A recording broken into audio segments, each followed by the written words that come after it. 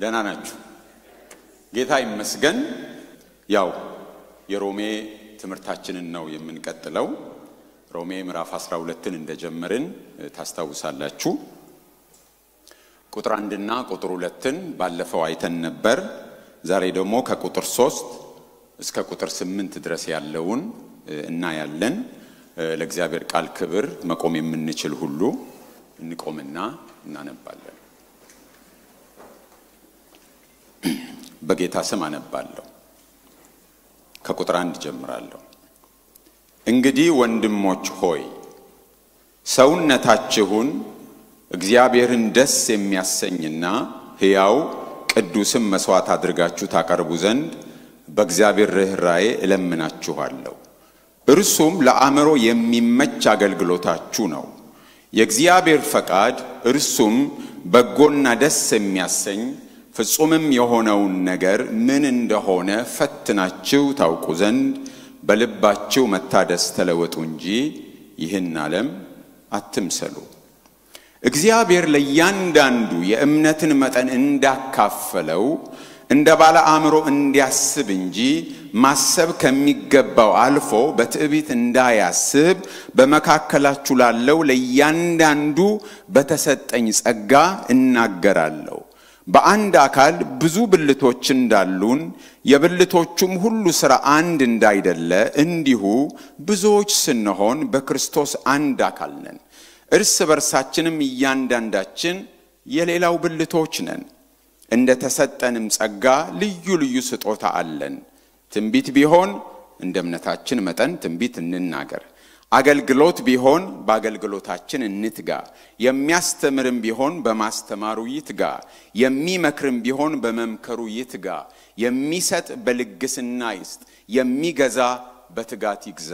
የሚምር በደስታ ይማር። ጌታ ሆይ እናመሰግንሃለን። በቃልህ ስለምትናገረን፣ በቃልህ ጸጋን ስለምትሰጠን፣ በቃልህ መንገድህን ስለምታሳየን እናመሰግንሃለን። መንገድህ ከመንገዳችን፣ ሐሳባችን ከሐሳብህ ሩቅ ነው ሁሌም ጌታ ሆይ። ነገር ግን ወደ መንገድህ ወደ ሐሳብህ በቃልህ ትመልሰናለህ። እግዚአብሔር ሆይ ዛሬም እንደ ሁል ጊዜውም በመንፈስ ቅዱስ በሚገለጠው ቅዱሱ ቃልህ ልባችንን ወደ ልብህ፣ ሐሳባችንን ወደ ሐሳብህ፣ መንገዳችንን ወደ መንገድህ እንድትመልስ ጌታ ሆይ ራሳችንን ላንተ እናማጥናለን። በእግር ስር እንቀመጣለን። ለቃልህ እንሸነፋለን። ለቃልህ እንገዛለን። ለመንፈስ እንሸነፋለን። ለመንፈስ እንገዛለን። እንታዘዝሃለን። እግዚአብሔር አምላካችን ሆይ በቃልህ ስራብን። ሁላችንንም ጌታ ሆይ ቃልህ ውስጥ እንደሚመረምር ጌታ ሆይ ቃልህ ውስጥ ድረስ ገብቶ ጅማትና ቅልጥምን ነፍስና መንፈስን እስኪለይ ድረስ እንደሚመረምር የተደበቁ ሐሳቦቻችንን ሁሉ እንደሚገልጥና የማትከብርበትን ነገር እንደሚያስወግድ ዛሬም በእኛ ሕይወት ይሄን እንዲሰራ ራሳችንን ላንተ እንሰጣለን። እኔን ባሪያህን ደግፈኝ በኢየሱስ ክርስቶስ ስም አሜን። ባለፈው ሮሜ ምዕራፍ 12ን ስንጀምር ሰውነታችንን ማለትም ሁለንተናችንን ለእግዚአብሔር መስዋዕት አድርገን እንድንሰጥ በእግዚአብሔር ርኅራኄ ለምኖን ነበር ሐዋርያው ጳውሎስ ወይም መንፈስ ቅዱስ በሐዋርያው ጳውሎስ በኩል ይህንን መልእክት ሰጥቶን ነበር። ከዛ በኋላ ደግሞ ይህንን ዓለም እንዳንመስል እንድንለወጥ በመለወጣችን ደግሞ የእግዚአብሔር ፈቃድ ምን እንደሆነ ፈትነን ልናውቅ እንደሚቻለን እግዚአብሔር አስተምሮን ነበር። አእምሮ የተለወጠ ሰው፣ አእምሮ በእግዚአብሔር ቃል የታደሰ ሰው፣ ሰውነቱን ሁለንተናውን ለእግዚአብሔር የሰጠ ሰው ምን እንደሚከተለው ደግሞ ከዚህ በኋላ በዝርዝር ያስቀምጥልናል። ይሄም ሁሉ ነገራችንን የሚነካ ነው። ቁጥር 1 እና ቁጥር 2 የሚነግረን ከእግዚአብሔር ጋር ያለንን ግንኙነት የሚነካ ብቻ ሳይሆን አሁን የምንመለከተው ከቁጥር 3 እስከ 8 ያለው ደግሞ እኛን አማኞች እርስ በርስ ያለንን ነገር የሚመለከት ነው። ከ9 እስከ 16 ደግሞ አንዳችን ለአንዳችን ያለውን ነገር፣ ከቁጥር 17 እስከ 21 ደግሞ ለክፉ አድራጊዎች ለጠላቶች የሚኖረንን ምላሽ ከዚህ ነገር ጋር ያይዞ ያቀርባል። ምዕራፍ 13ን ደግሞ ስንመለከት ከመንግስት ጋር ያለንን ግንኙነት ነው የሚያሳየው። እንደዚህ ያለ የታደሰ አእምሮ ያለው ሰው የእግዚአብሔርን ፈቃድ የሚመረምር ሰው እንዴት አድርጎ መኖር እንዳለበት ብዙ መመሪያዎችን ይሰጠናል። ከቁጥር 2 በኋላ ያለውን ከቁጥር 3 ጀምሮ ስናይ ወደ 30 ገደማ እጥር ያሉ ትእዛዛትን ነው ሐዋርያው ጳውሎስ የሚነግረን። ስለዚህ በዛ ውስጥ የተለያዩ ችግሮቻችንን ነቅሶ እያወጣ ነው የሚናገረው።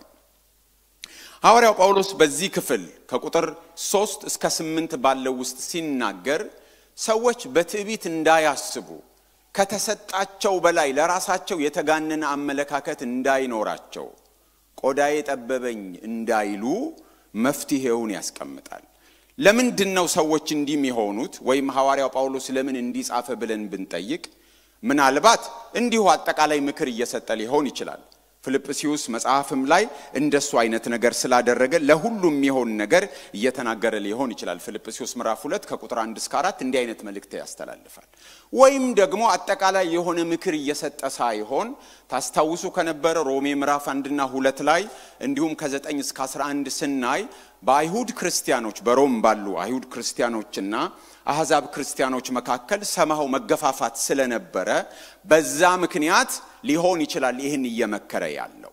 ነገር ግን አጠቃላይ የሆነ ምክር ይሁን ፓርቲኩላር በሆነ ጉዳይም ይሁን እየነገራቸው ያለው ሰዎች ስለራሳቸው የተጋነነ አመለካከት እንዳይኖራቸው ልከኛ አስተሳሰብ እንዲኖራቸው ነው የሚመክራቸው። ጤናማ አስተሳሰብ ስለራሳቸው እንዲኖራቸው ነው። ይሄንን ዘሎ አይደለም የሚነግራቸው። መጀመሪያ ሰው ስለራሱ ጤናማ አስተሳሰብ እንዲኖረው አእምሮ ምን መሆን አለበት? መታደስ አለበት። የታደሰ አእምሮ የሌለው ሰው ስለራሱ ያለው አመለካከት ትክክል አይደለም። ሰውን ዝም ብለን ዘለን ስለራስ ጤናማ አስተሳሰብ ይኖር ብንለው ራሱን የሚመዝነው ባልታደሰ አእምሮ ስለሆነ ዓለም በሚመዝንበት ሚዛን ነው ራሱን የሚመዝነው ሰው። ዓለም ሰዎችን የምትመዝንበት ሚዛን አላት። አእምሮ የታደሰ ሰው የእግዚአብሔር ፈቃድ ምን እንደሆነ ፈትኖ ማወቅ ስለሚችል ራሱን የሚመዝንበት ሚዛን ዓለም ከምትመዝንበት ሚዛን የተለየ ነው። ስለዚህ ምንድነው የሚላቸው? ቁጥር 3ም ላይ ቁጥር 6ም ላይ የተቀመጡ ነገሮች አሉ። እግዚአብሔር እንዳካፈለው የእምነት መጠን ብሎ ይናገራል። ቁጥር 6ም ላይ እንደ እምነታችሁ መጠን ብሎ የእምነት መጠን የሚለው እንደ ባውንደሪ ነው የተቀመጠው። ሁለቱ ቦታዎች እምነት የሚለው አንድ አይነት ላይሆን ይችላል። ያው እንደተለመደው የሐዋርያው ጳውሎስ ያንዳንዱ ንግግር ሲፈተሽ ብዙ ነገር ሊወጣው ይችላልና ያሟግታል።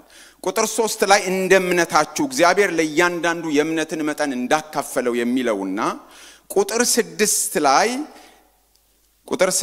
ላይ ትንቢት የሚናገር እንደ እምነታችን መጠን ብሎ ሲናገር ሁለቱ አንድ አይነት ናቸው። ቁጥር 3 ላይ ያለው እምነትና ቁጥር 6 ላይ ያለው የእምነት መጠን ወይስ አይደሉም የሚል ጥያቄ አለ።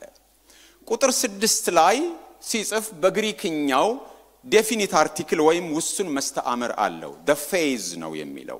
ቁጥር 3 ላይ ግን phase ብቻ ነው የሚለው።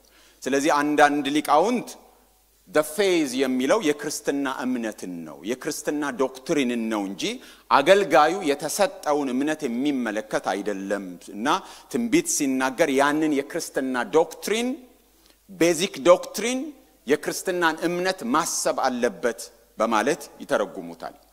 ስለዚህ የእምነት መጠን the phase ከሆነ የክርስትና እምነትን ነው የሚመለከተው። ስለዚህ ከቁጥር 3 ይለያል።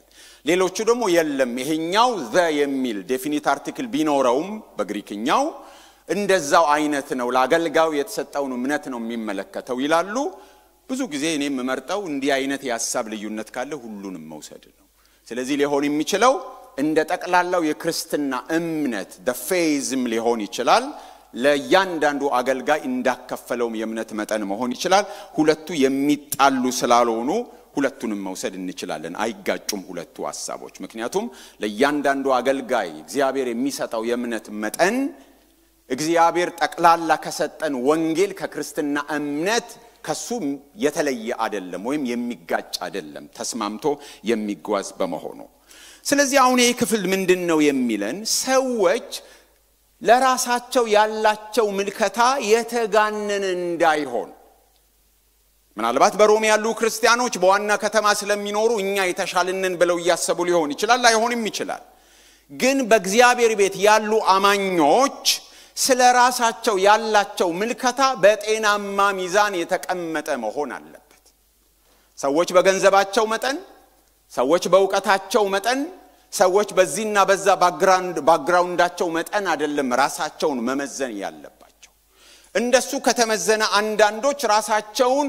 ከልኩ ያለፈ አድርገው ሲገምቱ አንዳንዶች ደግሞ ራሳቸውን ከልኩ ያነሰ አድርገው ይገምታሉ ሁለቱም ልክ አይደለም ስለራስ የተጋነነ አመለካከትም ስለራስ ከመስመር ያለፈ ከልኩ የወረደ ዝቅተኛ አመለካከትም አንድ አይነት አይደለም ሐዋርያው ጳውሎስ በምን መመዘን እንዳለብን ራሳችንን ሲናገር አስቀድሞ ስለያንዳንዱ ሰው የተሰጠውን ጸጋ በማስቀመጥ ይጀምራል እሱን ጸጋ ይናገርና ራሳችንን እንዴት መመዘን እንዳለብን ይናገራል እግዚአብሔር ለያንዳንዱ የእምነትን መጠን እንዳካፈለው እንደ ባለ አእምሮ እንዲያስብ እንጂ ማሰብ ከሚገባው አልፎ በትዕቢት እንዳያስብ ይላል እንደምን ያስብ እንደ ባለ አእምሮ ይላል አዲሱ መደበኛ ትርጉም እግዚአብሔር ለያንዳንዳችሁ በሰጣችሁ እምነት መጠን ራሳችሁን በአግባቡ መዝኑ ከሆናችሁት በላይ ራሳችሁን ከፍ አታድርጉ ነው የሚለው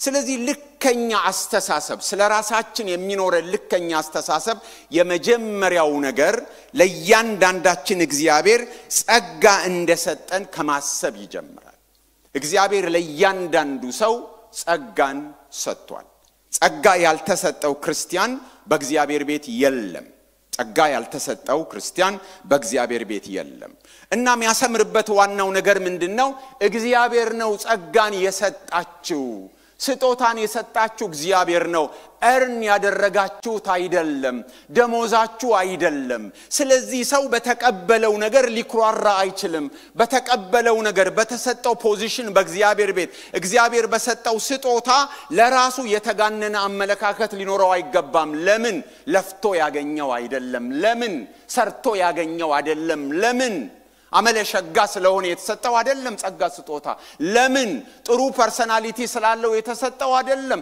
ለምን በሳል ክርስቲያን ስለሆነ የተሰጠው አይደለም ጸጋው የተሰጠው እግዚአብሔር እንደወደደ ነው ለሰዎች የሰጠው የተቀበላችሁት ስለሆነ እግዚአብሔር እንደወደደ የሚሰጠው ስለሆነ የተቀበላችሁት ጸጋ ስለሆነ ራሳችሁን መመዘን ያለባችሁ በተቀበላችሁት ጸጋ ነው ስለዚህ ሁላችሁ ምኖች ናችሁ ነው የሚለው ተቀባዮች ናችሁ ለራስ የተጋነነ አመለካከት ያገልጋይ ሁሉ ፈተና ነው የተሻለ እንደሆነ ያስባል ሰው እግዚአብሔር እድል ሲሰጠው እግዚአብሔር ሲጠቀምበት ተሰሚነት ሲኖረው ሰው ሁሉ የተሻለ እንደሆነ ያስባል ነገር ግን የመንፈስ ቅዱስ ስጦታ መንፈስ ቅዱስ እንደወደደ የሚሰጠው ነው ሐዋርያው ጳውሎስ በዚህ ምዕራፍ ላይ ብቻ ሳይሆን ስለ ጸጋ ስጦታዎች በኤፌሶን ምዕራፍ 4 ላይ ይናገራል በአንደኛ ቆሮንቶስ ምዕራፍ 12ም ላይ ይናገራል አልፎ አልፎ እናየዋለን አንደኛ ቆሮንቶስ ምዕራፍ 12 ቁጥር 11ን እንመልከት አንደኛ ቆሮንቶስ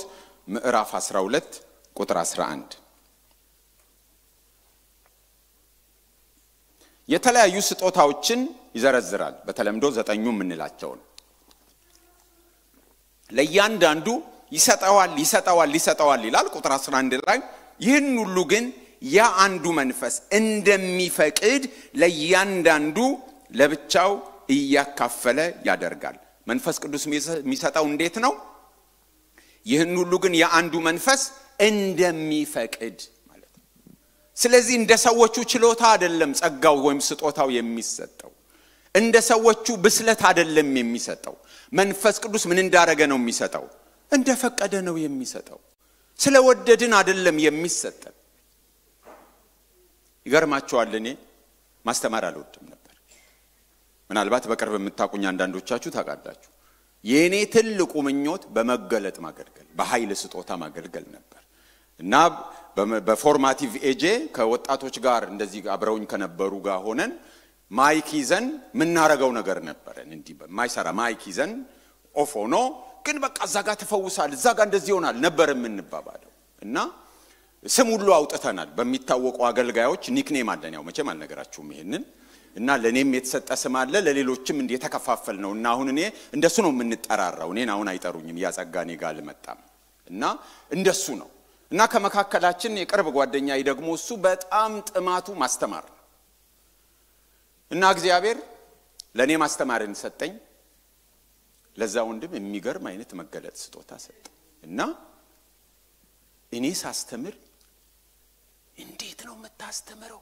ይለኛል እኔ እሱ በመገለጥ የሚገርም አገልግሎት ነው የሚያገለግለው ሲጨርስ እንዴት ነው የሚታየ እንዴት ነው በቃ ጭቅ ነው የምናረጋው እና ለኔ አይገባኝም እግዚአብሔር የፈለኩትን ሳይሆን የወደድኩትን ሳይሆን የሰጠኝ ማስተማርን ነው የሰጠኝ ለወንድሜ ደግሞ የሰጠው ለጓደኛዬ ሌላ ስጦታ ነው የሰጠው እንደፈለግን አይደለም የሚሰጠው እንደፈቀደ ነው የሚሰጠው እግዚአብሔር ትክክል እንደነበረ መሰከራለሁ እግዚአብሔር እንደፈቀደ ስለሚሰጥ በፍላጎታችን ያገኘነው ጸጋ ስላልሆነ በችሎታችን ያገኘነው ስለሆነ ሁላችን የእግዚአብሔር ተቀባዮች ስለሆንን የተሰጠን ጸጋ ከኛ ብቃት ጋር ምንም የሚያገናኘው ነገር ስለሌለ ራሳችንን የተጋነነ አመለካከት በመስጠት እንዳንመዝን ያስጠነቅቀናል ያለንን ጸጋ ስናይ ያንን የሰጠን ማን ነው እግዚአብሔር ነው የሰጠን ስለዚህ የተቀበላችሁት ስለሆነ ልትኩራሩ አትችሉም ነው የሚላቸው ሐዋርያው ጳውሎስ ለቲቶና ለጢሞቴዎስ ደብዳቤ ሲጽፍላቸው በቤተ ክርስቲያን ለአገልግሎት ስጦታ እንዲሾሙ ሹመት የሚያስፈልገው ሲነግራቸው በሳል ክርስቲያኖችን ምረጡ ነው ያለው ወይስ ደግሞ ይሄ ችሎታ ያላቸው ነው ያላቸው ብለን ብንጠይቅ ይሄ አይነት ስጦታ ያላቸውን ሰዎች ፈልጉና አምጡ አይደለም ያላቸው ምንድነው ያላቸው በሳል ህይወት ያላቸውን ሰዎች ምረጡ ነው ያላቸው ምክንያቱም ጸጋ ስጦታው አሁን እንደምናስበው እዚህ ጋር ስናስብ አሁን እያንዳንዳችን እርን እንደምናረገው እንዳናስብ ነው ስጦታው ያላቸው ብዙ ሰዎች አሉ ስለዚህ ጢሞቴዎስና ቲቶን የሚነግራቸው ዋናው ነገር ስጦታው አይደለም ዋናው ምንድነው የሚላቸው ብስለት ስለሆነ ብስለት ያላቸውን ሰዎች ፈልጉ ስጦታው ያላቸውማ ከብስለት ጋር አይገናኝም ስጦታው በሳል ላልሆኑ ሰዎች ስለሚሰጥ ስጦታ ያላቸውን ሰዎች ሳይሆን ብስለት ያላቸውን ሰዎች እየፈለጋችሁ ሹም ብሎ ካራክተር ነው የሚዘረዝርላቸው ለሁለቱ ሰዎች ሲጽፍላቸው ለሐዋርያው ለጢሞቴዎስና ለቲቶ ሲጽፍላቸው ስጦታ ያላቸውን ያላላቸው ስጦታ ከብስለት ጋር ነሰሰሪሊ ስለማይገናኝ ነው ስጦታ የሚገናኘው ከብስለት ጋር ቢሆን ኖሮ ስጦታ ያላቸውን ሰዎች እየፈለጋችሁ ሹሙ ነበር የሚላቸው ጸጋው የሚሰጠው እንዲያውም ለደካማ ነው ከሰው ህይወት ጋር አይገናኝም የተሻለ ካራክተር የተሻለ ህይወት ያላቸው ትኩረት የሚስብ ስጦታ ላይ ኖራቸው ይችላል ጥሩ ህይወት የሌላቸው ሰዎች ደግሞ የሚገርም ጸጋ ሊገለጥባቸው ይችላል ጸጋው ከማን ጋር ነው ከእግዚአብሔር ፈቃድ ጋር እንጂ የሚገናኘው ከተቀባዮቹ ብስለት ጋር አይደለም ስለዚህ በመጀመሪያ ደረጃ ሁላችን ራሳችንን መመዘን ያለብን ጸጋው የተሰጠን ነው ከኛ ህይወት ከኛ ብስለት ከኛ ካራክተር ጋር የሚገናኝ አይደለም ሌላኛው ደግሞ ዝቅ ብለን ስንመለከት የሚነግረን ስጦታው የተሰጠው ለአካሉ ነው የሚለው ስጦታው የተሰጠው ለአካሉ ነው ስለዚህ ሰው እግዚአብሔር ጸጋን ሲሰጠው የሰጠው ለራሱ ስላልሆነ በስጦታው ምክንያት በጸጋው ምክንያት ለራሱ የተጋነነ አመለካከት ሊኖረው አይገባም እግዚአብሔር ያንን ሰው ለማግነን ያንን ሰው ከፍ ለማድረግ አይደለም ስጦታውን የሰጠው አካሉን ምን ለማድረግ ነው ለማነጽ አካሉን ለመጥቀም ነው የሰጠው ስለዚህ ሰዎች መኩራራት መታበይ የለባቸውም ራሳቸውን አይተኪ አድርገው መውሰድ የለባቸውም እንዴት አይነት ግሩም ነኝ እንዴት አይነት ድንቅ ነኝ እንዴት አይነት አገልጋይ ነኝ እያሉ በራሳቸው መመካት የለባቸውም ተጨማሪ ምስጋና ተጨማሪ ክብር መፈለግ የለባቸውም ስጦታው ለማን ነው የተሰጠው ለአካሉ ነው የተሰጠው ለራሳችን የተሰጠን ስጦታ የለም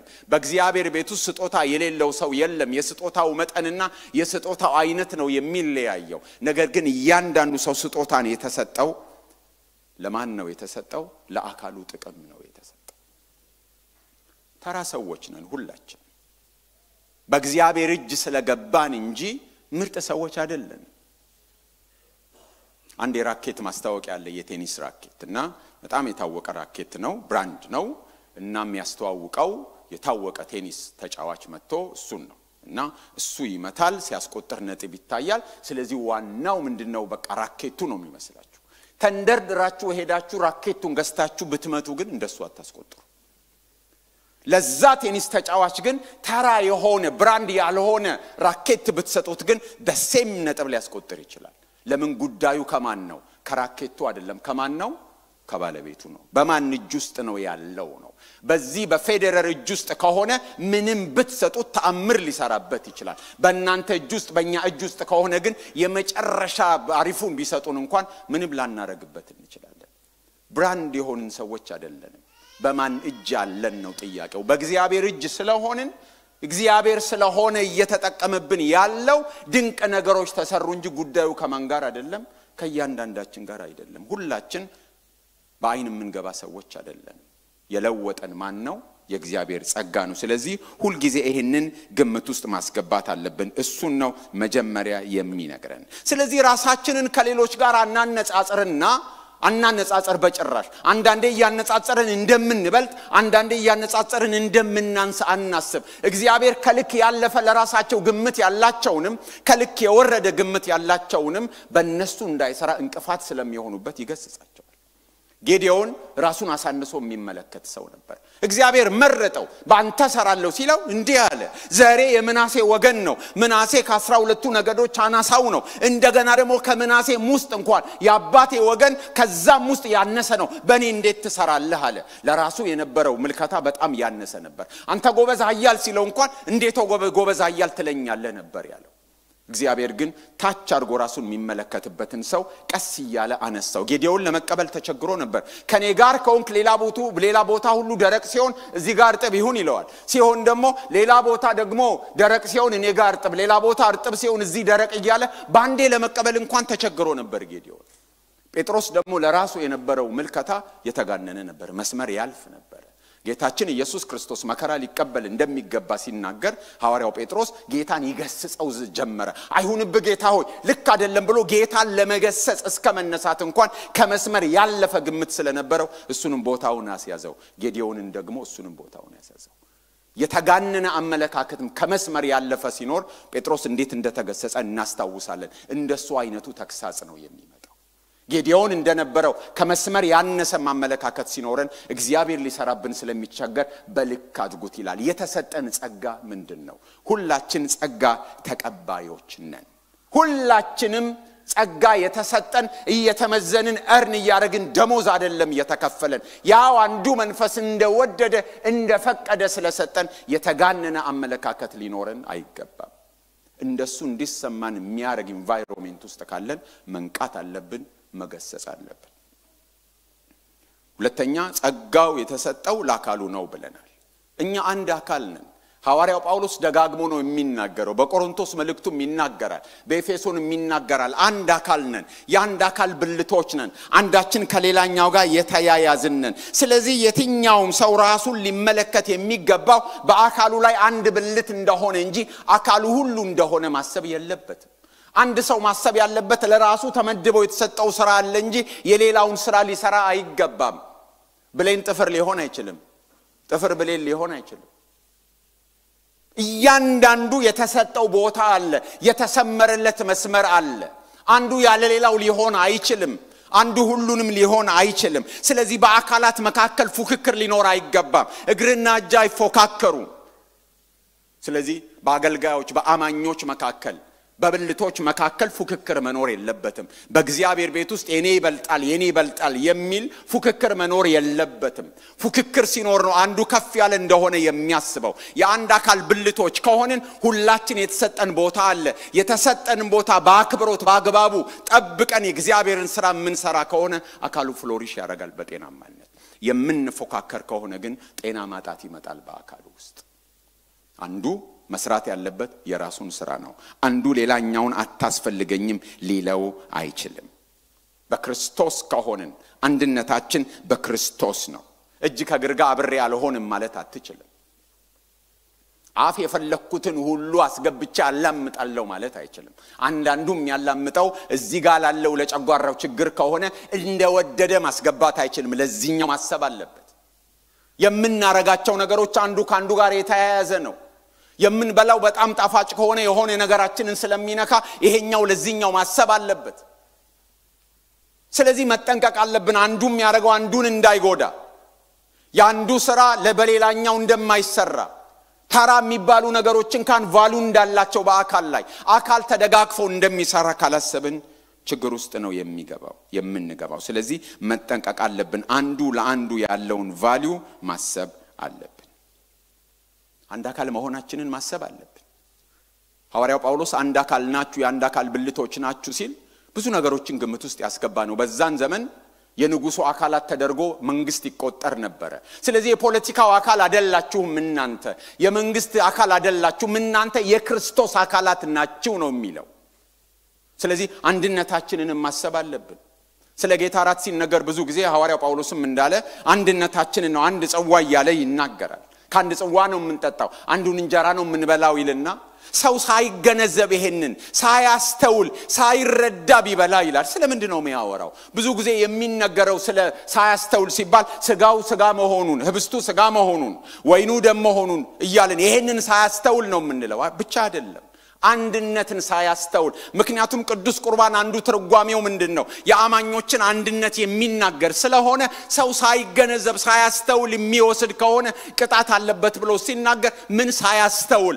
አንድነታችንን ሳያስተውል፣ ህብረታችንን ሳያስተውል። ቅዱስ ቁርባን ካንዱ ጽዋ ካንዱ ህብስት መውሰዳችን የአካሉን አንድነት በክርስቶስ ውስጥ ያለንን ህብረት እሱን መረዳት መቻል አለብን። እሱን ሳንረዳ እያንዳንዳችን ስለራሳችን ብቻ ስለራሳችን ሐሳብ ስለራሳችን ፍላጎት ስለራሳችን አጀንዳ ስለራሳችን ጥቅም ስለራሳችን ወገን ብቻ ያሰብን አካሉ አንድ መሆኑን ሳናስተውል ቅዱስ ቁርባንን ብንካፈል እንኳን ፍርድ አለብን። የቆሮንቶስ ሰዎች አንዱ ችግራቸው ይሄ ነበር። ቅዱስ ቁርባን ይወስዳሉ፣ በጎራ ተከፋፍለዋል። የገሌነኝ እያሉ አገልጋይ የመደቡ አስቀምጠው ነበር። ስለዚህ ሐዋርያው ጳውሎስ የሚገስጻቸው የሚመክራቸው የቅዱስ ቁርባንን ትርጉም ስትወስድ እኮ አንድ ነኝ አካል ነኝ፣ እንደዚህ ብዙ ብንሆንም አንዱን ነገር ተጋርተናል፣ አንዱን መንፈስ ጠጥተናል፣ በአካል ውስጥ በመንፈስ ቅዱስ ተጨምረናል። ስለዚህ አንድ አካል ብልቶች ነን፣ መነጣጠል መገፋፋት የለብንም የሚለውን ሳታስተውሉ የምትወስዱ ከሆነ ፍርድ አለባችሁ ነው የሚላቸው። ፍርድ አለብን። አንድ መሆናችን ሳይገባን የአንድ አካል ብልቶች መሆናችንን ሳናስተውል እርስ በርስ የምንገፋፋ ከሆነ ጥያቄ ውስጥ ነው ያለ። አንድ አካል ነን። እቺ ቤተክርስቲያን እቺ አጥቢያ የዩኒቨርሳሉ ቤተክርስቲያን አካል ናት። አንድ ሰው የዚህ አካል ሲሆን ነው የዩኒቨርሳሉ ቤተክርስቲያን አካል የሚሆነው። አንድ ሰው የቤተክርስቲያን አካል በዚህ አጥቢያ የምትገለጠው የክርስቶስ አካል ብልት ሳይሆን የዩኒቨርሳሉ ቤተክርስቲያን አካል ለመሆኑ መጽሐፍ ቅዱስ አያስተምረን። ሁሉ ጊዜም ሎካሊ የምትገለጥ የዩኒቨርሳሉ ቤተክርስቲያን አካል ናት እያንዳንዷ አጥቢያ። ክርስትናችን የሚገለጠው በዛ ውስጥ ነው። በዚህ ዘመን ቴክኖሎጂውም ስላለ የኦንላይን ቤተክርስቲያን የቲቪ ቤተክርስቲያን በዚህ በአካል የምንገናኙን ቤተክርስቲያን የምትተካ አይደለችም በጭራሽ። ለማደግ ታስፈልጉኛላችሁ፣ ለማደግ አስፈልጋችኋለሁ። ክርስቶስን ለመምሰል ለማደግ ታስፈልጉኛላችሁ። ብላይንድ ስፖቴን የምትጠቁሙኝ እናንተ ናችሁ፣ የምታበረታቱኝ የምትደግፉኝ እናንተ ናችሁ። ለማደግ አንዳችንን እንፈልጋለን። ለብቻችን በርቀት በሆነ መስኮት ላይ ብናይ እነዚህን ሁሉ ነገሮች አናገኛቸው። ስለዚህ ይሄ የክርስቶስ አካል ለእያንዳንዱ ሰው ክርስቶስን መስሎ ማደግ አስፈላጊ ነው። ስለዚህ እኔ በዚህ የተገኘሁት ሌሎችን ለመርዳት በሌሎችም ለመረዳት ነው እዚህ የተገኘሁት። እያንዳንዳችን የራሳችን ድርሻ አለን። ከልክ በላይ የሚወስድም ልክ አይደለም፣ ከልኩ ያነሰ የሚወስድም ልክ አይደለም። ሐዋርያው ጳውሎስ ለእያንዳንዳችን የእምነት መጠን እግዚአብሔር እንዳካፈለን ለዛ አገልግሎት የሚሆንን እምነት በዚህ ቦታ የእምነት መጠን እንዳካፈላችሁ ሲል ለመዳን የሚያበቃውን እምነት እያለ አይደለም። እንደሱም ያስቡ ሰዎች አሉ። ልክ አይደለም። ለሆኑ ሰዎች እንዲድኑ እምነት እግዚአብሔር የሰጣቸው የሆኑ ሰዎች ደግሞ ያልዳኑት ለመዳን የሚያስፈልገውን እምነት እግዚአብሔር ያልሰጣቸው ሆኖ አይደለም። እግዚአብሔር እንዳይድኑ እምነት የከለከላቸው ሰዎች ኖረው አይደለም። እግዚአብሔር ለሁሉ ነው የሰጠው። ፈቅዶ መቀበል የሰዎች ድርሻ ነው። ነገር ግን በዚህ ቦታ የሚናገረው የተለየ እምነት ነው። ለአገልግሎት የሚያስፈልገውን እምነት እግዚአብሔር ይሰጣል። ለምሳሌ በአንደኛ ቆሮንቶስ መጽሐፍ ላይ ስናነብ ለአንዱ ቅድም ያነበብነው ቁጥር 12 ላይ የእምነት ስጦታ መኖሩን ይናገራል። ምዕራፍ 12ም ላይ ምዕራፍ 13ም ላይ ይናገራል። ምዕራፍ 13 ቁጥር 8 ለአንዱ ጥበብን መናገር በመንፈስ ይሰጠዋልና ለአንዱም በዚያው መንፈስ ዕውቀትን መናገር ይሰጠዋል፣ ለአንዱም በዚያው መንፈስ እምነት፣ ለአንዱም ባንዱ መንፈስ የመፈወስ ስጦታ፣ ለአንዱም ታምራትን የማድረግ፣ ለአንዱም ትንቢትን የመናገር እያለ እምነት ምንድነው? የጸጋ ስጦታ ነው። መዳኛ እምነት አይደለም። እዚህ ጋር ያለው ሰው ከዳነ በኋላ ለአገልግሎቱ የሚቀበለውን እምነት ነው የሚናገረው። ምዕራፍ 13ም ላይ ስለ ፍቅር ሲናገር ቁጥር 2 ላይ ትንቢት ቢኖረኝ ምስጢርና ሁሉ ዕውቀትን ሁሉ ባውቅ ተራሮችን እስካፈርስ ድረስ እምነት ቢኖረኝ እያለ ሲናገር የጸጋ ስጦታ እምነት ነው። ይሄ የመዳኛ እምነት አይደለም። ይሄ ስለዚህ እግዚአብሔር ለእያንዳንዱ ለአገልግሎቱ የሚሰጠው የእምነት መጠን አለ። እንዳካፈለው የእምነት መጠን ነው የሚለው። ሙሉ እምነት ሳይሆን ያለን ለምናገለግለው አገልግሎት የሚያስፈልገንን እምነት እግዚአብሔር ለእያንዳንዳችን ያካፍለናል። ስለዚህ ቁጥር 3 የሚናገረው እግዚአብሔር ለእያንዳንዱ የእምነትን መጠን እንዳካፈለው እንደ ባለ አእምሮ እንዲያስብ እንጂ እያለ ነው የሚናገረው። ቁጥር 6 ላይ ደግሞ ቅድም እንደተናገርነው ለትንቢትም እንደ እምነታችሁ መጠን ትንቢት ተናገሩ ነው የሚለው። ስለዚህ የክርስትና እምነትን የሚመለከት ሊሆን ይችላል ቅድም እንዳልኩት፣ ወይም ደግሞ ለእያንዳንዱ አገልግሎት ቁጥር 3 ላይ እንዳለው የሚያካፍለውን እምነት ሊሆን ይችላል። ትንቢት በዚህ ዘመንም አለ። ሐዋርያው ጳውሎስ ለትንቢት ጥሩ ቦታ ነው የሚሰጠው። የአገልግሎት ዝርዝር በጻፈባቸው ቦታዎች ሁሉ ከሐዋርያነት ቀጥሎ የሚያስቀምጠው የትንቢትን ስጦታ ነው። ለትንቢት ትልቅ ቫልዩ ነው የሚሰጠው። ትንቢት ሲባል ግን በትንቢት ብዙ ሜስ እንደሚፈጠር በእኛ ዘመን እናውቃለን። ትንቢት እንናገራለን ነቢያትን የሚሉ ሰዎች ራሳቸውን የሚቆጥሩት እንደ ብሉይ ኪዳን ነቢያት ነው። አዲስ ኪዳን እንደሱ አይነት ቦታ አይሰጣቸውም። አዲስ ኪዳን ያንን ቦታ የሚሰጠው ለሐዋርያት ብቻ ነው። ሐዋርያት የእግዚአብሔርን ቃል ሲናገሩ ሲጽፉ መቀበል ብቻ ነው። የብሉይ ኪዳን ነቢያት እግዚአብሔር እንዲህ ይላል ካሉ መመርመር የለም መፈተሽ የለም፣ የእግዚአብሔር አፍ ስለሆኑ መቀበል ብቻ ነው። የአዲስ ኪዳን ነቢያት ግን እንደሱ አይደሉም። እንመረምራለን። ሐዋርያው ጳውሎስ በአንደኛ ቆሮንቶስ ምዕራፍ 14 ላይ ሲናገር አንዱ ሲናገር ሌሎች ቁጭ ብለው ምን ያርጓቸው? ያድምጧቸው። ከዛ ያደመጡትን ይለዩ፣ ይመርምሩ፣ ይፈትኑ። ልክ ከሆነ ይቀበሉ፣ ልክ ካልሆነ ግን አይቀበሉ ነው፣ ይገስጹ ነው የሚለው። ስለዚህ አዲስ ኪዳን ላይ ያለው ትንቢት እንደ ብሉይ ኪዳኑ ትንቢት አይደለም። የሚነገረውን እንመረምራለን፣ እንፈትሻለን። ልክ ካልሆነ እናወግዛለን፣ እናርማለን፣ እንገስጻለን እንደ ደረጃው ማለት ነው። ስለዚህ ሰዎች ትንቢት ሲናገሩ የእግዚአብሔር መንፈስ ሰጥቷቸው እንደ እምነታቸው መጠን ነው መናገር ያለባቸው። ስለዚህ ከራሳቸው መጨመር የለባቸውም፣ ከተሰጣቸው ማለፍ የለባቸውም። የዚህ ዘመን ትንቢት በጣም እግዚአብሔር ከረዳቸው 50% ከእግዚአብሔር የሰሙት፣ 30% መልካም ምኞት፣ 20% ግምትና ጥርጣሬ፣ የሆነ 10% ስደምር ከመቶ ካለፍኩ ወኔ ምናምን፣ የሆነ 3% አሉባልታ፣ የሆነ ምናምን ነው የሚደረገው። ከተሰጣቸው የእምነት መጠን እንዳያልፉ። ከዛ አልፈው ይተረጉማሉ ትንቢት። ከዛ አልፈው አርግ ብለው ጫና ይፈጥራሉ። የተነገረኝን ነገር ሰምቼ የማድረግ ያለ ማድረግ መብት የኔ ነው። ማንንም የማይጋፋው የኔ መብት ነው። ሐዋርያው ጳውሎስ የዚህ ቀበቶ ባለቤት እንዲሆናል ሲባል በቃ አትገፋፉኝ እሄዳለሁ አለ። የጌታ ፈቃድ ይሁን ብለን ዝም አልን ያለው ለማን መብት ነው? የሰሚው መብት ነው። ጫና ማሳደር አያስፈልግም። እና ሲመረመር ብዙ ወኔ ያለ፣ አንዳንዴ ደግሞ የነገራቸውን ብቻ ሳይሆን ትርጉም ውስጥ ሁሉ ገብተው የሚገርም ነገር። ድሮ የዛሬ 15-20 ዓመት በፊት የሰማሁት ታሪክ አለና ያልተንኳኩ በሮች የሚለው ላይ ተቀሽዋለሁ። ያሁን እንዳይመስላችሁ ብዬ ነው የምናገረው። ቼክ ታረጋላችሁ። እና ራሱ አገልጋዩ ነው ሲናገር የሰማሁት በነበርኩበት ትንሽ ስብሰባ ውስጥና አንድ ቦታ መልእክት መጣለት እና ምን ተናገረ? አንድ አገልጋይ አለ እዚህ ቤተክርስቲያን በገመድ ታስረህ ያለው እና በጥስና ሂድ አለው። እንዲበጥስ ጸለየለትና ሄደ። እና ቤት ደርሼ ስንበረከክ አለ እግዚአብሔር ምን አልክ አለ። እንደዚህ ማን አለ አለኝ። ጌታ ሆይ ያሳይተኛል እኮ በገመድ ታስሮ አገልጋዩ ያሳይተኛል። እኔ ያልኩ ይሄን አገልጋይ ይሄን ባሪያዬን ከዚች ቤተክርስቲያን ጋር ባገልግሎት አስሬዋለሁ ነው ያልኩ ዩሲ የተሰጠው ይሄ ብቻ ነው ግን ምን አደረገው ተረኮመ እንደመሰለው አንዳንዱ ትንቢት የሚሳሳተው እንደዚህ ነው ከተሰጠው ውልፍት ማለት የለበትም ትርጉሙ ካልተሰጠው አልተሰጠውም በግምት በነሲብ ከሆነ በቀራረማቸው ማስረጃዎች በመልካም ምኞት ሊያስተላልፍ በፈለገው ነገር መሆን የለበትም እንደተሰጠው የእምነት መጠን ነው መናገር ያለበት ቅድም እንዳልኩት የእምነት መጠን የሚለው the phase ከሆነ ደግሞ የሚመጣው መልእክት ከክርስትና አጠቃላይ አስተምሮ ጋር መላተም የለበት በጭራሽ ለዚህ ነው አንዳንድ ጊዜ ስለ ትዳር የሚመጡ መልእክቶች የሚያስደነግጡት ከዚህ ተለይተሽ ገሌጋ ሂጂ እንትናን ፈተ ገሊትን እንደዚህ የሚሉ መልእክቶች ከእግዚአብሔር ቃል ጋር የሚጋጩ ስለሆኑ እንደተሰጠው የእምነት ብቻ ሳይሆን እንደ እምነቱ መጠን እንደ ክርስትና እምነት ስላልሆነ እነዚህ ነገሮች አውቶማቲካሊ ወደዛ የሚጣሉ መሆን አለባቸው እና ከተሰጣቸው ውጪ በመልካም ምኞት በግምት በሆነ ነገር የተሞላ መልእክት ማስተላለፍ የለባቸው ብዙ ድራማ ነው የምናየው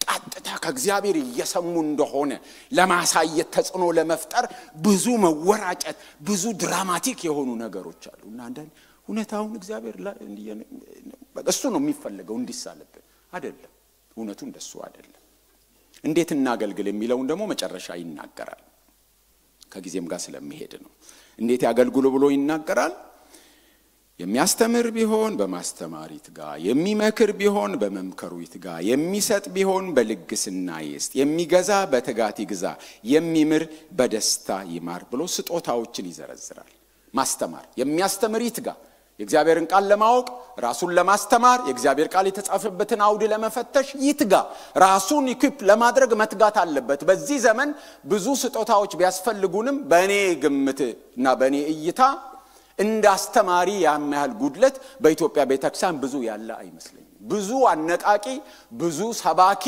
ብዙ ተንባይ ብዙ አለ ትምርት ላይ ሲመጣ ግን መሰረታዊ የሆኑ ነገሮችን የሚያስተምር ሰው ጥረት አለ ስለዚህ እግዚአብሔር ይሄንን ጸጋ በቤተክርስቲያን እንዲገልጥ እጅግ በጣም ያስፈልጋል በጣም አስፈላጊ ነገር ነው ግን ማስተማር ብቻ አይደለም የሚመክር ቢሆን ይላል የሚሰጥ ቢሆን ይላል ብዙ ስጦታዎች አሉ እንደምታውቁት ቀድመም እንደተናገርኩት እነዚህ ስጦታዎች ሁሉንም የመንፈስ ቅዱስ ስጦታዎች ኤግዞስቲቭሊ አይደለም ሐዋርያው ጳውሎስ ያስቀመጠው ለናሙና ነው ያስቀመጠው ተጨማሪ ኤፌሶን ምዕራፍ 4 ላይ አለ ተጨማሪ አንደኛ ቆሮንቶስ ምዕራፍ 12 ላይ አለ በስፋት ግን እነሱም በሙሉ አይደሉም ብዙዎች አሉ ስለዚህ ለሳምፕል ይሄን ሰጥቶን ሌሎችንም አገልግሎቶች በምን አይነት ሁኔታ ማገልገል እንዳለብን በዚህ ላይ ቤዝ አድርገን መርሆችን ልናወጣ እንችላለን እሱንም ለመጠቆም ነው የሚሰጠን የማማከር ስጦታ በቤተክርስቲያን ያስፈልጋል ብዙ ሰዎች አሉ በጓደኝነት ልንቀርባቸው የሚያስፈልጉ ልባቸው የወደቀ ልናበረታታቸው የሚያስፈልጉን ሰዎች አሉ በርናባስ እንደዚህ አይነት ስጦታ ነበረው ጠጋ ይልና ሰዎችን ኢንከሬጅ ያደርጋል ሳውል ገና ጌታን እንደተቀበለ ሌሎቹ ደቀ መዛሙርት የሰውዬ ትላንት ሲያሳድደን አልነበር እንዴ ብለው ሲሸሹት ሐዋርያት ሥራ ምዕራፍ 9 ቁጥር 26 ላይ የምናየው ከደቀ መዛሙርቱ ጋር እየወሰደ የሰውዬ እኮ ተለውጧል እያለ መንገድ የጠረገለት ማን ነው በርናባስ ነው ምዕራፍ 15 ላይ ደግሞ ከቁጥር 32 ጀምሮ ስናይ ሐዋርያው ጳውሎስና በርናባስ በአንድ ሐሳብ ተጋጩ ማርቆስ የሚባለው ዮሐንስ ወይም ዮሐንስ የሚባለው ማርቆስን እንውሰደው ላይ ተጣሉ ሐዋርያው ጳውሎስ ከዚህ በፊት ወደ ኋላ ብሏል ወደ ኋላ የለም ከዚህ ሰውዬ ጋር ሄድም አለ በርናባስ ደግሞ የለም የሱ ጸጋ ምንድነው ልባቸው የወደቀ የደከሙ ሰዎችን ምን ማድረግ ነው ማበረታታት ስለሆነ ተላንት ቢመለስም ወደ ኋላ ቢልም ዛሬ ደግሞ ደግፈን እናቆመው በሚል ይዤው ካልሄድኩ አለ ሁለቱ ሰዎች ሳይስማሙ ሄዱ በርናባስም በተሰጠው ስጦታ መሰረት የወደቁ ሰዎችን ይዞ እንደቆመ የምናየው ሐዋርያው ጳውሎስ የመጨረሻ መልእክቱን ጢሞቴዎስ ላይ ሲጽፍ ማርቆስ በብዙ ነገር ይደግፈኛል ብሎ ያንን ሰው ተናገረ በርናባስ እንዲህ አይነት ስጦታ ነበረው ከመካከላችን በርናባሶች አላችሁ ይሄን ጸጋ እግዚአብሔር የሰጣችሁ ማንንም የማያችሁ ጠጋ ብላችሁ ልቡ የወደቀውን ሰው የዛለውን ሰው ተስፋ ይቆረጠውን ሰው ገለልተኛ ሰው ጓደኛ የሌለው የሚያናገረው የሌለውን ሰው ጠጋ ብላችሁ ልቡን የምትደግፉ የምታበረታቱ ሰዎች ታስፈልጋላችሁ በመካከላችን መስጠት ያላቸው አማኝ ሁሉ መስጠት ተሰጥቶታል ግን የተለየ የመስጣት ስጦታ ያላቸው ሰዎች አሉ የለጋስነት ስጦታ የተራቡ ሰዎች መሐላችን አሉ የታረዙ ሰዎች ሲኖሩ ጠጋ ብለው የሚያዩ ለእግዚአብሔር ሥራ በቸርነት የሚሰጡ ሰዎች ኒዲ የሆኑ ሰዎችን የሚመለከቱ ሰዎች ያስፈልጋሉ እነዚህ ሰዎች እንዴት ያገልግሉ በልግስና የሚሰጥ በልግስና የሚገዛ የሚለው ደግሞ አዲሱ መደበኛ ትርጉም የሚመራ ነው የሚለው ስለ አመራር ስለ ሊደርሺፕ ነው የሚናገረው። የሮሜ ቤተክርስቲያን በሐዋርያት የተመሰረተች ስላልሆነች ሐዋርያዊ ልዑክም የተመሰረታት ስላልሆነች ሐዋርያው ጳውሎስ በዚህች ቤተክርስቲያን ሽማግሌዎችን አይጠቅስም፣ በዚህች ቤተክርስቲያን ሐዋርያትን አይጠቅስም። በሌላ ስፍራ ለምሳሌ በቆሮንቶስ እነ ኬፋን ይጠቅሳል፣ በገላትያ እነ ኬፋን እነ ያዕቆብን እነ ዮሐንስን አማድ ብሎ እነሱን ይጠቅሳል። በዚህ ቦታ ግን በሮሜ ሐዋርያትን አይጠቅስም፣ ሽማግሌዎችን አይጠቅስም፣ ዲያቆናትን አይጠቅስም፣ ኤጲስቆጶሳትን አይጠቅስም። እንደሱ አይነት ነገር ያለ አይመስለኝም። ግን መሪዎች ነበሩ። በቤት ውስጥ ያሉ አብያተ ክርስቲያናት ናቸው። ምዕራፍ 16 ስናይናያለን። እዛ ግን መሪዎች ስለነበሩ የሚመሩ ሰዎች እንዴት መምራት እንዳለባቸው ይጠቁማቸዋል። ቤተክርስቲያንን አንድ የሚያረጋት መዋቅር ሳይሆን በመንፈስ ቅዱስ የጠጣነው መንፈስ ቅዱስ በመንፈስ ቅዱስ የተቀበልነው የአካሉ ብልቶች መሆናችን ነው። ስለዚህ እነዚህ አብያተ ክርስቲያናት መሪ አልባ አልነበሩ። ዋናው ነገር ምንድነው? እንዴት እናገልግል ነው። እየከፋው እያጉረመረመ እያዘነ ምን ዳነው ባካችሁ እያለ የወደቀ ፊት ይዞ አይደለም ማገልገል ያለበት ሰው። እንደሱ አይነት መንፈስ ውስጥ ሆኖ የሚያገለግል ሰው ምናልባት ስጦታው አልተሰጠው ይሆናል። ያ ስጦታ ሰው ሲያገለግል በደስታ ሰው ሲያገለግል በልግስና ሰው ሲያገለግል በትጋት እንደሱ ነው የሚለው። በማስተማር ይትጋ በትጋት የሚመክር ቢሆን በመምከሩ ይትጋ የሚሰጥ በልግስና ይስጥ የሚገዛ በትጋት ይግዛ የሚምር በደስታ ይማር። በዚህ አይነት ስሜት ነው ሰው ማገልገል ያለበት። እየተደሰተ ደስ ይያለው በልግስና በጥሩ ልብ ነው ሐሴት በሚያደርግ ልብ ነው ማገልገል ያለበት። ሳያካብድ ራሱን ሳይቆልል ሌላውን ወደ ታች ሳይመለከት ነው ማገልገል ያለበት። እግዚአብሔር ከጠራን ያንን አገልግሎት እንድንወደው ያደርገናል። ለዛ አገልግሎት እምነትን ያካፍለናል። ልንደሰት ነው የሚገባው ስናገለግል። ልጆችን የምትጠብቁ ሰዎች ታች እናቶቻቸው እዚህ መተው በነጻነት የእግዚአብሔርን ቃል መካፈላቸውን በማወቅ ልባችሁ ይደሰት። እዚህ ምን እንደምታስገኙ ስታስቡ እያንዳንዱ ሰው አገልግሎቱን በደስታ ልብ በትጋት በልግስና በእንደዚህ አይነት ልብ ነው እንጂ ማገልገል ያለበት በሐዘንና በወደቀ ልብ አይደለም ማገልገል ያለበት። እግዚአብሔር ስጦታን ሲሰጥ አንድ አይነት ስጦታ አይደለም ለሰዎች የሰጠው። አስተማሪዎች እንኳን አንድ አይነት አስተማሪዎች አይደሉም። እስቲ አስተማሪዎችን አስቧቸው መታቋቸው አንድ አይነት ዘይቤ አይደለም ያላቸው። እስቲ ዘማሪዎችን አስቡ። ብዙ ዘማሪዎች አሉ፣ ነገር ግን ሁሉም ዘማሪዎች አንድ አይነት አይደሉም። ዳንኤልን አገኘውን ከሊሊን ከታምራትን ከደረጀ ብንል ሁሉም ዘማሪዎች ናቸው። አስቴርን ከማን ብንል ሁሉም ይለያያሉ። ስለዚህ አንድ አይነት እንኳን የሚባል ጸጋ ተሰጥቶ በእኛ የሚገለጠው የተለያየ ነው። ሁሉ ዘማሪ አንድ አይደለም፣ ሁሉ ሰባኪ አንድ አይደለም፣ ሁሉ አስተማሪ አንድ አይደለም። የእያንዳንዳችን የተለያየ ነው። እጨርሳለሁ በ2 ደቂቃ። ቅድም እንዳልኩት ይሄ ስጦታ ዝርዝር ሙሉ አይደለም። በዚህ ክፍል ስናነብ ሮሜ 12 ላይ ስጦታውን ሲነግረን እግዚአብሔር አብ የሚሰጠው እንደሆነ ነው የሚነግረን። ኤፌሶን ምዕራፍ 4 ስናነብ ደግሞ ክርስቶስ ኢየሱስ ወይም እግዚአብሔር ወልድ ስጦታዎቹን እንደሚሰጥ ባረገ ጊዜ ምርኮን መውሰዱን ከዛ ስጦታን መስጠቱን ብሎ አንዳንዶቹን ሐዋርያት እያለ ወልድ እንደሰጠን ነው የሚናገረው። አንደኛ ቆሮንቶስ ምዕራፍ 12ን ስናነብ ደግሞ ያው አንዱ መንፈስ እንደፈቀደ ነው የሚሰጠው ብሎ መንፈስ ቅዱስ እንደሚሰጥ ነው የሚነግረን። ስጦታዎች በሙሉ ሥላሴያዊ ስጦታዎች ናቸው። ስለዚህ የትኛውም ስጦታ ምንም አይነት ስጦታ ምንጩ ማን ነው? አሐዱ ስሉስ አምላክ ነው። የትኛውም ስጦታ የመሪነት ይሁን ጥፍርነት ይሁን ጸጉርነት ይሁን ልብነት ይሁን እጅነት ይሁን እግርነት ይሁን የሁሉም ስጦታ ከማን ነው? ከእግዚአብሔር ነው። ስለዚህ የሁሉም ምንጭ እኛ አንዱ ከፍ አንዱ ዝቅ ይላል ብለን ልናበላልጥ አንችልም። ለአካሉ ብልጽግና ለአካሉ መታነጽ ነው የተሰጠው። እግዚአብሔር ነው የሚሰጠው። ሁለተኛው የስጦታው ግብ ደግሞ ማነጽ ነው። ሰጪው እግዚአብሔር ነው። የስጦታው ግብ ማነጽ ነው። ስጦታው ደግሞ ሶስተኛ ልዩ ነው። ለዕለ ተፈጥሯዊ የሆኑ ስጦታዎች አሉ።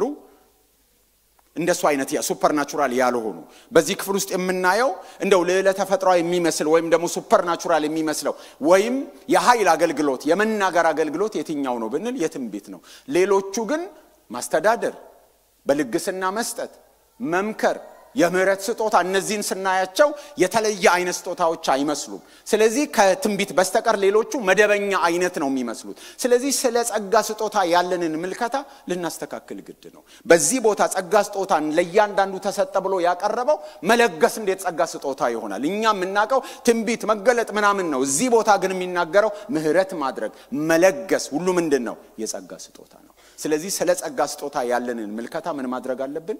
ማስተካከል አለብን። የትኛው ነው ጸጋ ስጦታ ያልሆነው? ከጥቂት ወራት በፊት ዶክተር ዮሴፍ እዚህ ጋር ሲናገር ነበር። ጸጋ ስጦታዎች ምን ምን እንደሆኑ ሲዘረዘር ልቤ ላይ ቀረልኝ አንድ ስጦታ አለ፣ የፈገግታ ስጦታ። ሰው እንኳን በጌታ ቤት መጥቶ ቸርች መጥቶ ወደ ኋላ እንዳይል ፈገግታ እንዴት እንደሚይዘው ሲናገር ነበር። አንዳንዶቻችሁ እንደሱ ናችሁ፣ ሳያችሁ ፈገግታችሁ ይቀር። አንዳንዶች እንደኔ ናችሁ፣ በጠዋት 2 ጣሳ ኮሶ በባዶ ሆዱ ጠጥቶ እንደመጣ ሰው ኩስትር ያሉ ፊቶች አያለ። በቃ ስጦታው በፈገግታ የሰዎችን እስራት እንኳን ይፈታል። አዳዲስ ሰዎችን ደረስ ብለው እንዳይመለሱ ያስቀራል። ያዘነ የቆዘመ በብዙ ነገር ሆኖ የመጣ ሰው በፈገግታ ሰላም ስትሉት ምን ያረጋል? ያስራል፣ ያስቀራል። ስለዚህ እስቲ ፈገግ በሉ። በኋላም ደግሞ በሚኖረን ስብሰባ ላይ በቁጣ ሳይሆን በተኮሳተረ ሁኔታ ሳይሆን ከመስመር በወጣ ሳይሆን ስርዓት ባልጠበቀ ሁኔታ ሳይሆን በአግባቡ ዘና ፈታ ብላችሁ እግዚአብሔር በመካከላችን እንዳለ በማሰብ ንግግራችን በጨው እንደተቀመመ በጸጋ ሆኖ ሐሳባችንን ያለምንም ጥላቻ ያለምንም ክፋት ሰውን ለመጉዳት ባለማሰብ ሐሳባችሁን ፒውርሊ እንደ ሐሳብ ብቻ እንደምታቀርቡ ተስፋ አደርጋለሁ። አሜን ነው። እንጸልያለን። ጸጋን ተቀብለናል። ጸጋ ያልተቀበለ የለም። ከተሰጠን በላይ እንዳናስብ እንጠንቀቅ። ከተሰጠን በላይ ሁላችን ተቀባዮች ነን። እርን ያደረግን ሰዎች የለንም። ስጦታ ነው የተሰጠን። ያለን ቦታ በቤተ ክርስቲያን ውስጥ በዚች የአካሉ መገለጫ አጥቢያ ውስጥ እያንዳንዳችን ያለን ፖዚሽን ስጦታ ነው። እርን ያረግነው አይደለም። በካራክተራችን እርን ያረግነው፣ በብስለታችን እርን ያረግነው፣ በልፋታችን በጥረታችን የተሰጠን ደሞዝ አይደለም፣ ስጦታ ነው። የተቀበልነው ስለሆነ እግዚአብሔርን በመፍራት ሰጪውን በማክበር የያዝነውን ቦታ በአግባቡ ነው የምንጠቀምበት። የተሰጠን ለአካሉ መታነጽ፣ ራሳችንን ለማሳየት አይደለም፣ ራሳችንን ለማግነን አይደለም፣ ለአካሉ መታነጽ ለአካሉ መጎልበት ነው የተሰጠን። በልክ እናድርግ ሁሉን ነገር።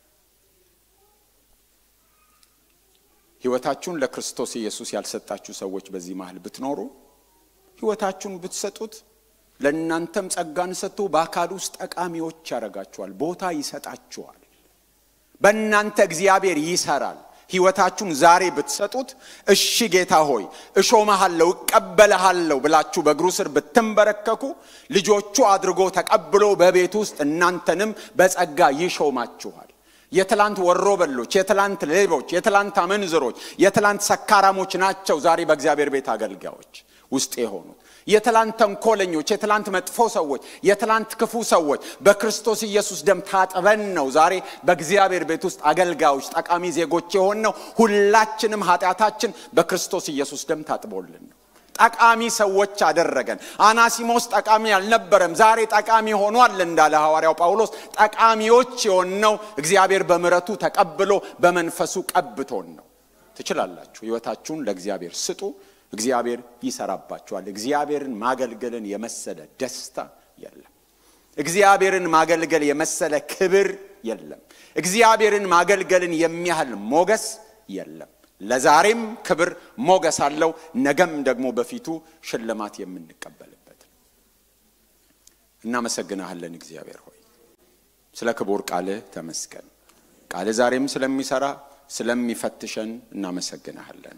እግዚአብሔር ሆይ ሁላችንም በታደሰ አእምሮ ሁለንተናችንን ላንተ መስዋዕት አድርገን በመስጠት ያንተ ፈቃድ ምን እንደሆነ በመመርመር በቤት በአግባቡ እንድንመላለስ በትዕቢት እንዳናስብ ከልክ ያለፈ ለራሳችን የተለጠጠ ግምት እንዳይኖረን በልካችን እንድናስብ እግዚአብሔር ሆይ ከፈቀድክልን በላይ ራሳችንን አተልቀን እንዳንመለከት ከፈቀድክልን ይልቅ ራሳችንን አሳንሰንም እንዳንመለከት በልካችን እንድናስብ እግዚአብሔር ሆይ ልባችንን ጌታው ንካው በልካችን እንዳካፈልከን እምነት መጠን እንደሰጠን ጸጋ እያንዳንዳችን ልንሰራው የተሰጠን ስራ አለን ከዛ ውጪ እግዚአብሔር ሆይ ተቀባዮች መሆናችን ስጦታችን ለአካሉ መታነጽ እንጂ ለሌላ እንዳልሆነ በማስተዋል እግዚአብሔር ሆይ ራሳችንን አግነንን እንዳንመለከት ቦታችንን አሳየን ልካችንን አሳየን የፈቀድክልንን መስመር አሳየን በነገር ሁሉ አንተን እንድናከብር እርዳን ስለ ሁሉ ተመስገን በጌታ በኢየሱስ ክርስቶስ ስም አሜን